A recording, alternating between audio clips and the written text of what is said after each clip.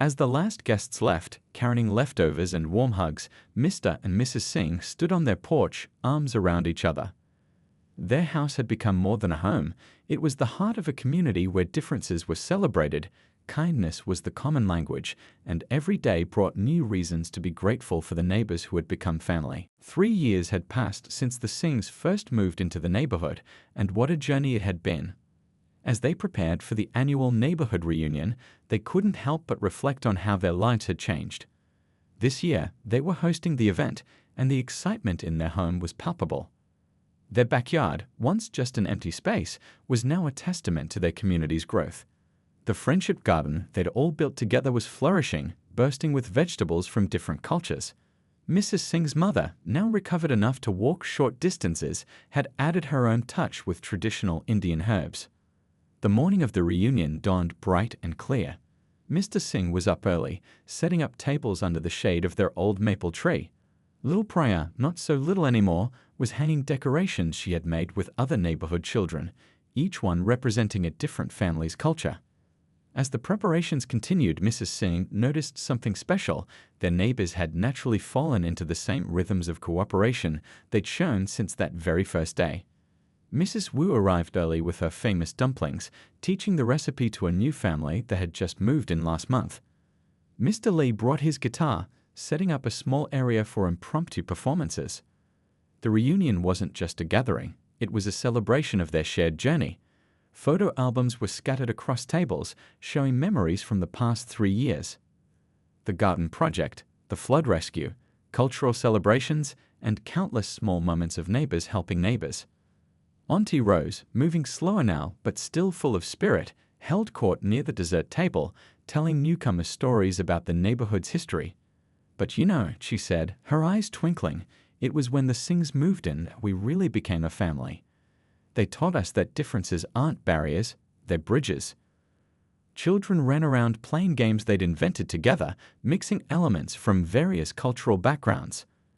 A game of hide and seek seamlessly blended with kabaddi, while others played a unique version of hopscotch with rules influenced by games from around the world. The afternoon was filled with shared meals, each dish telling its own story. The new families were welcomed just as warmly as the Singhs had been, with everyone making sure they felt included. Mrs. Singh watched as Mrs. Thompson taught a newly arrived mother how to tend the community garden, just as others had taught her. As evening approached, Mr. Singh stood to make a speech, looking at the gathered faces, some who'd welcomed his family 3 years ago, others who were just beginning their journey. He felt overwhelming gratitude. "When we moved here," he began, his voice thick with emotion, "we were strangers in a new place. Today, we're part of something extraordinary." The neighborhood had grown and changed over the years. Some beloved faces were missing. They'd said goodbye to a few elderly residents, celebrated as young ones moved away for college, and welcomed new babies. Through it all, their bonds had only grown stronger. The reunion turned into an impromptu talent show as the sun began to set. Children performed dances they'd learned from each other, while adults shared songs from their homelands. Mr. Lee's guitar accompanied a beautiful mixture of melodies in different languages, creating a harmony that perfectly represented their community.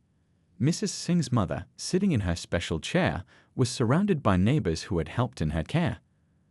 They had become her extended family, learning to communicate through gestures and shared experiences. She blessed each person who passed, in her own way thanking them for their kindness. As night fell, lanterns lit up the yard, casting a warm glow over the gathering. Stories were shared about how the neighborhood had changed lives, of children who had learned to embrace different cultures, of elderly residents who had found new purpose in teaching traditions, of families who had discovered what it truly means to belong. Looking around at the scene, at the mix of faces and cultures, at the children playing without concern for differences, at the older residents sharing wisdom with newcomers, the Singhs knew they had found something rare and precious. They hadn't just found the best neighbors ever. They had discovered what community really means. The evening ended with a tradition they had started, everyone joining hands in a circle, sharing one word of gratitude in their native language. As the words flowed around the circle, a beautiful mixture of sounds and meanings, they were more than just neighbors sharing a street. They were proof that when people open their hearts to each other, amazing things happen. The phone call came on a quiet Sunday evening. Mrs. Singh's mother in India had suffered a severe stroke. Within days, it became clear she would need long-term care, and the only solution was for her to move in with the Singhs. The challenges seemed overwhelming. Their house wasn't set up for an elderly person with medical needs, and they had no idea how to manage the transition. Word spread quickly through the neighborhood about the family's situation. The next morning, while Mrs. Singh was on another emotional phone call with doctors in India, their doorbell rang. There stood Auntie Rose, Mr. Thompson, and Mrs. Wu, armed with notebooks and determined expressions. "We've been thinking," Auntie Rose announced, settling herself at their kitchen table. "Your garage would make a perfect living space for your mother. Mr. Lee's son is an architect. He's already drawn up some preliminary plans." She spread out several sketches on the table. Before the Singhs could process this, Mrs. Wu jumped in. "My nephew works for a construction company. He says they can add a bathroom and make it wheelchair accessible within 2 weeks." Her eyes sparkled with enthusiasm as she pointed out details on the plans. The Singhs were speechless. "But the cost," Mr. Singh began, but Mr. Thompson waved away his concerns. "The whole neighborhood wants to help. Mrs. Rodriguez's brother owns a plumbing business. The retired contractor 3 doors down still has connections with suppliers. We can make this happen." What followed was an extraordinary display of community spirit. The neighborhood organized itself into teams, each taking on different aspects of the project. Some focused on construction, others on furniture and medical equipment, while another group arranged meals for the Singhs during the renovation. The garage transformation became a neighborhood project. Everyone contributed what they could. The high school students offered to paint. The local nurse provided advice about medical accommodations. Even the children helped by making welcome cards and decorations for the new room. Mrs. Thompson, who had cared for her own mother in her final years, created a schedule for neighbor volunteers to help with daily care once Mrs. Singh's mother arrived. "You'll need breaks," she insisted kindly. "We'll all take turns sitting with her, reading to her, keeping her company while you rest." As the project progressed, the Singhs were continually amazed by their neighbor's thoughtfulness. Someone noticed the steps at their front door would be difficult for a wheelchair and organized the construction of a gentle ramp. Another neighbor researched Indian grocery delivery services to ensure they could easily get familiar foods and spices. The day before Mrs. Singh's mother was due to arrive, the neighborhood women organized a small ceremony to bless the new space. They each brought traditional blessings from their own cultures, burning sage, saying prayers, sharing symbolic foods. It was their way of showing that Mrs. Singh's mother would be welcomed not just into the family's home, but into the entire community. When Mrs. Singh's mother finally arrived, weak but grateful, she found not just a beautifully converted living space, but a whole network of people ready to support her. The neighbors had learned basic Hindi phrases to make her feel welcome, and children would stop by to show her their schoolwork or bring her flowers from their gardens. The care schedule worked seamlessly. When Mrs. Singh needed to run errands, neighbors would sit with her mother, sharing stories despite the language barrier. They'd learned to communicate through gestures, smiles, and the universal language of kindness. Little Priya would proudly translate, her Hindi improving as she helped bridge the cultural gap. One evening, as Mrs. Singh watched Mrs. Wu teaching her mother how to fold paper cranes from her wheelchair, she felt overwhelmed by gratitude. This wasn't just neighborly help, it was family taking care of family, crossing all boundaries of culture and tradition. Mr. Singh found her later, tears in her eyes. "When we moved here," she whispered, "we never imagined we'd find this kind of support. These people, they're not just neighbors anymore." He nodded, understanding completely. Their community had shown that true friendship knows no limits, that kindness speaks all languages, and that sometimes the best family is the one you find in unexpected places. As their mother settled into her new life, surrounded by care and attention from an entire neighborhood, the Singhs realized that sometimes life's biggest challenges reveal the true strength of a community. Their neighbors had turned a difficult situation into a beautiful example of what people can achieve when they come together with open hearts and willing hands. The cultural celebration had done more than just entertain. It had strengthened the bonds of their community, proving that the best neighborhoods are those where differences are not just accepted, but celebrated. As they turned off the last lights, the Singhs knew they had helped create something truly special, a tradition that would continue to bring their community together for years to come. As winter melted into spring, the Singhs had an idea. After experiencing such incredible kindness from their neighbors during the flood, they wanted to share something special with the community, their culture. They decided to host a Lunar New Year celebration, though they were slightly nervous about how it would be received. Mrs. Singh spent days planning the menu, carefully choosing dishes that would introduce their neighbors to Indian flavors while still being accessible to different palates. Mr. Singh transformed their backyard with strings of colorful lights and traditional decorations, while little Priya practiced explaining the customs to her friends. When they shared their plans with Auntie Rose, her eyes lit up. "Why don't we make it even bigger?" she suggested. "Everyone could bring something that represents their heritage, a true celebration of our community's diversity." The idea spread through the neighborhood like wildfire. Soon, what started as a simple gathering turned into a full-scale cultural festival. Mrs. Wu offered to demonstrate Chinese calligraphy. Mr. Lee planned to bring his traditional Korean drums. Mrs. Rodriguez and her daughters would teach everyone simple salsa steps. The day of the celebration arrived with perfect weather. The Singh's house was filled with the aroma of spices as Mrs. Singh finished preparing the last batch of samosas. Their doorbell hadn't stopped ringing all morning as neighbors arrived early to help set up. The backyard was transformed into a vibrant festival space. Tables lined the edges, each one representing a different culture with food, crafts, and educational displays. Children ran around in traditional outfits from various cultures, their faces painted with intricate designs by Mrs. Thompson, who had researched traditional patterns from different countries. Mr. Singh stood at the grill, teaching Mr. Thompson the secret to perfect tandoori chicken, while nearby, Mrs. Wu demonstrated the art of dumpling folding to an Eva group. The air was filled with a beautiful mix of languages and laughter as neighbors shared stories about their family traditions. Priya and her friends had set up a cultural passport station where children could collect stamps after learning something new about each represented culture. The excitement was contagious as kids rushed from table to table, asking questions and tasting new foods. The highlight of the evening came when each family shared a traditional performance. Mr. Lee's Korean drum performance had everyone spellbound. Mrs. Rodriguez's salsa lesson got everyone on their feet. The Singhs taught everyone a simple Bollywood dance routine, which led to much laughter and joy as neighbors attempted the moves. Auntie Rose, despite her age, joined every dance and tasted every dish. "In my 80 years," she declared, wiping happy tears from her eyes, "I've never seen anything quite like this. This is what America should be, all of us together, sharing and learning from each other." As night fell, the backyard twinkled with lights. Children chased each other with sparklers while adults sat in groups, sharing stories and swapping recipes. The boundaries between different cultures seemed to fade away, replaced by a sense of shared community and friendship. Mrs. Singh watched as her husband taught Mr. Thompson's grandson how to play carom, a traditional Indian board game.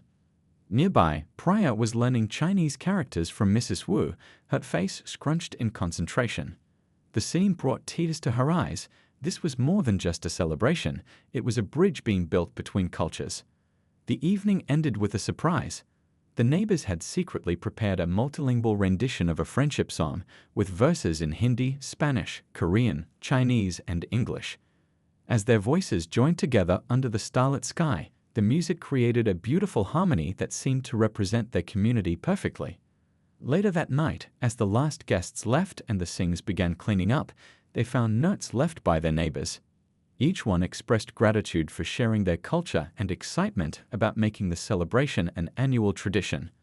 One note particularly touched them. It was from a young family who had just moved in, saying they had never felt so welcomed in any neighborhood before. Mr. Singh put his arm around his wife as they looked at their now quiet backyard. "When we moved here," he said softly, "we were worried about being different. Now look, our differences have brought us all closer together."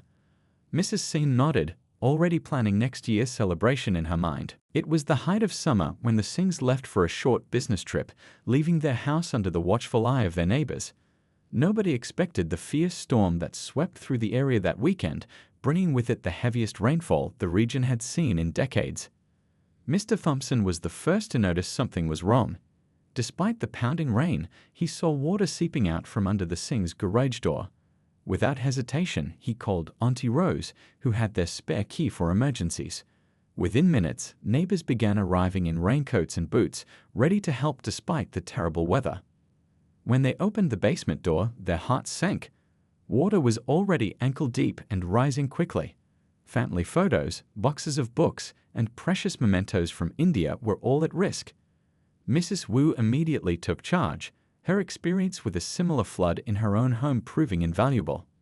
"Quick, everyone grab something and move it upstairs," she directed, already wading through the water.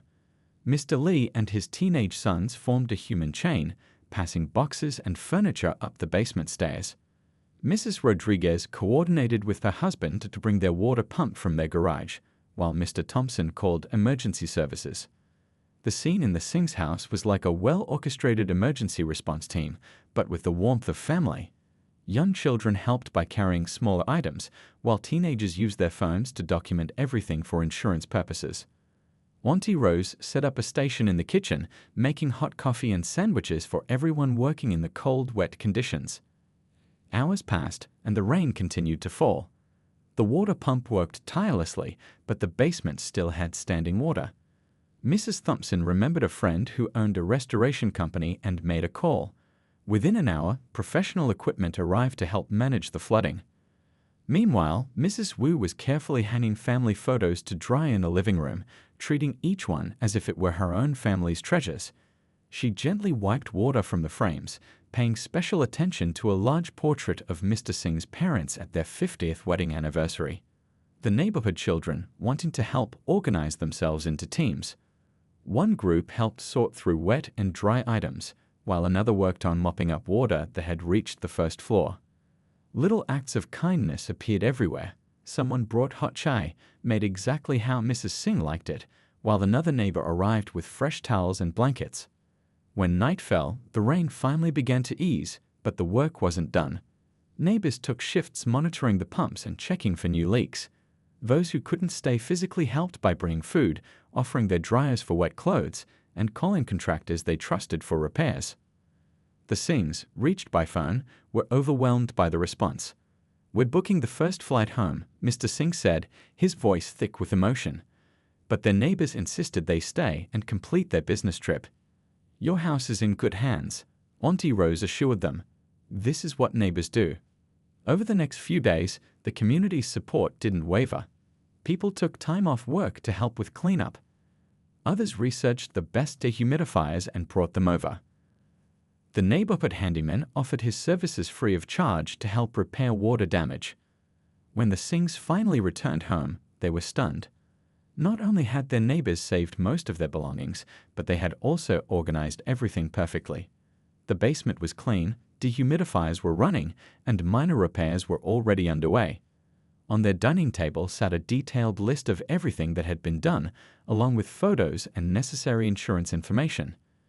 Mrs. Singh couldn't hold back her tears as she hugged each neighbor. "How can we ever repay you?" she asked. Auntie Rose's response summed up the spirit of their community perfectly. "You don't repay family, dear. You just pay it forward when someone else needs help." That evening, as the neighborhood gathered for an impromptu dinner, everyone insisted on bringing food to welcome the Singhs home.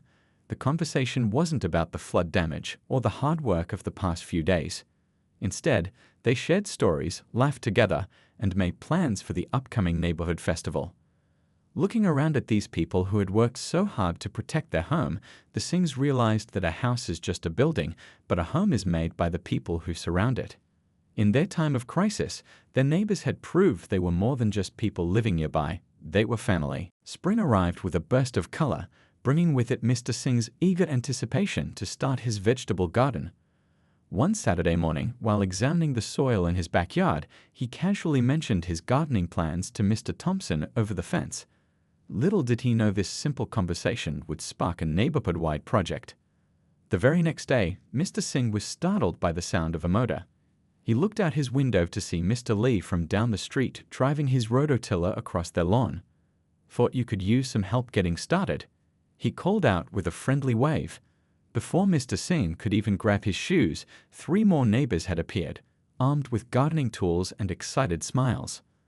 Mrs. Wu arrived carrying trays of seedlings she had started in her greenhouse. "I've got tomatoes, peppers, and some Chinese vegetables I thought you might like to try," she explained, carefully arranging the tiny plants on the patio.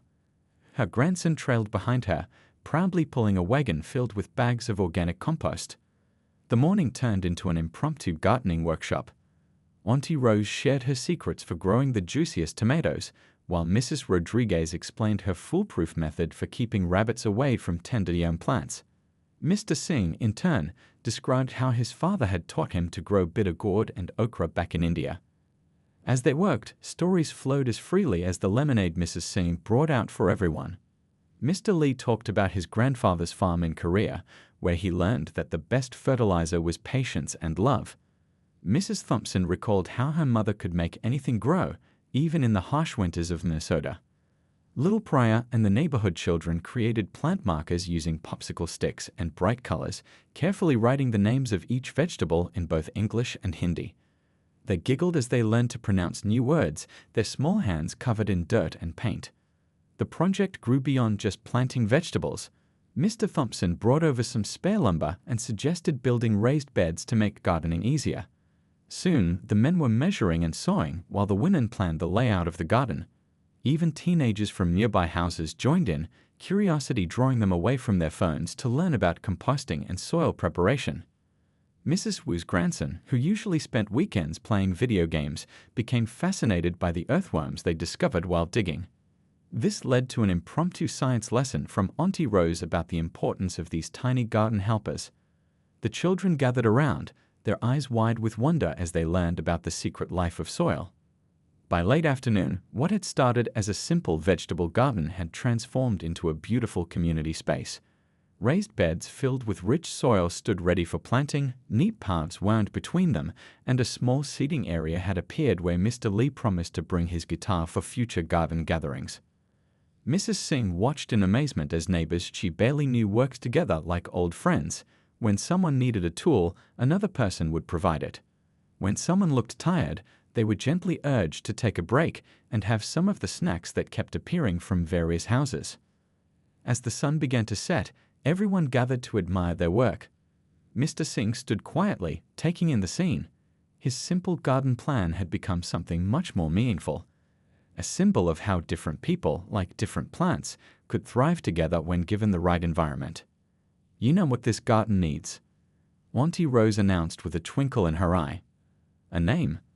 After much laughter and suggestions, they settled on Friendship Garden, simple but perfect, just like the community that had created it. That evening, as the Singhs sat on their patio looking at their transformed backyard, Mrs. Singh turned to her husband. "Who would have thought a few vegetables could bring so many people together?" she mused. Mr. Singh smiled, already planning what he would plant first and looking forward to sharing the harvest with the neighbors who had become so much more than just people living nearby. The garden had planted something else that day, deeper roots in their new community, growing stronger with each shared story, each helping hand, and each moment of connection over something as simple as watching things grow together. The morning after moving in, the Singhs were still surrounded by unpacked boxes when their doorbell rang. Through the frosted glass, they could see several figures standing on their porch. Mrs. Singh smoothed her hair, took a deep breath, and opened the door. There stood Mrs. Thompson, but this time she wasn't alone. Beside her was a group of neighbors, each holding something different: homemade dishes, welcome cards, and even a potted plant. The most surprising sight was an elderly lady at the front, who everyone called Auntie Rose. She was well into her 80s, but had the energy of someone half her age. "Namaste," Auntie Rose said with a bright smile, her pronunciation surprisingly good. The Singh's eyes widened in delight. She explained that she had learned some Hindi phrases from her former neighbors 20 years ago and had been waiting for a chance to use them again. The neighbors filed into the Singh's living room, carefully making their way around the stacked boxes. The aroma of various dishes filled the air. There was a traditional pot roast, a vegetable lasagna, and even an attempt at butter chicken. Though Mrs. Thompson apologetically admitted she wasn't sure if she got the spices quite right. "We have a little tradition here," explained Mrs. Wu from 2 doors down. Whenever someone new moves in, we all bring a dish that represents our family's heritage. It's our way of saying that everyone belongs here. She had brought dumplings that she promised would taste just like the ones my grandmother made in Beijing. As they sat around the kitchen table, which they had to quickly unpack, stories began flowing as naturally as the tea they were sharing. They learned that Mr. Lee, the quiet man from the corner house, was a retired music teacher who still gave piano lessons to neighborhood kids. Mrs. Rodriguez shared hilarious stories about the neighborhood's annual Halloween celebrations, where everyone competed to have the spookiest decorations. Little Priya, who had been shy at first, was now sitting cross-legged on the floor with other neighborhood children, teaching them how to play her favorite card game. The sound of their laughter mixed with the adults' conversations created a warm symphony of community.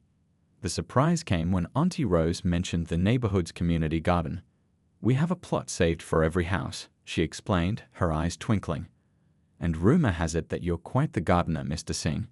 It turned out the Thompsons had mentioned his love for gardening, and the neighbors were excited to learn about growing Indian vegetables and herbs. The afternoon stretched on, and what started as a formal welcome turned into an impromptu housewarming party. Someone ordered pizza when the homemade food ran out, and Mrs. Rodriguez's husband brought over his guitar. Soon, the living room was filled with music, with everyone taking turns sharing songs from their cultures. As the sun began to set, Mrs. Singh found herself in the kitchen with Auntie Rose, learning about the neighborhood's history. "You know, dear," the older woman said softly, "some people just live next to each other, but here we're truly neighbors. We look out for each other, celebrate together, and help when times are tough." Looking around at their home, now alive with warmth and laughter, Mrs. Singh felt tears welling up in her eyes. This wasn't just a welcome committee, it was a family opening their arms to new members. Her husband caught her eye from across the room and smiled, both of them thinking the same thing. They hadn't just bought a house, they had found a home. As their new neighbors finally began to leave, each one made sure to write down their phone numbers and addresses for the Singhs. "Don't hesitate to call, day or night," they insisted. "That's what neighbors are for." Standing on their porch, waving goodbye as the last few people headed home, the Singhs knew that this was the beginning of something special, a chapter in their lives where differences brought people together instead of keeping them apart. The bright morning sun cast long shadows across the moving truck as boxes and furniture were steadily unloaded onto the driveway. Mr. and Mrs. Singh stood watching, their faces a mixture of excitement and uncertainty. After living in their bustling city apartment for 8 years, this quiet suburban street felt like a different world entirely. "Do you think we made the right choice?"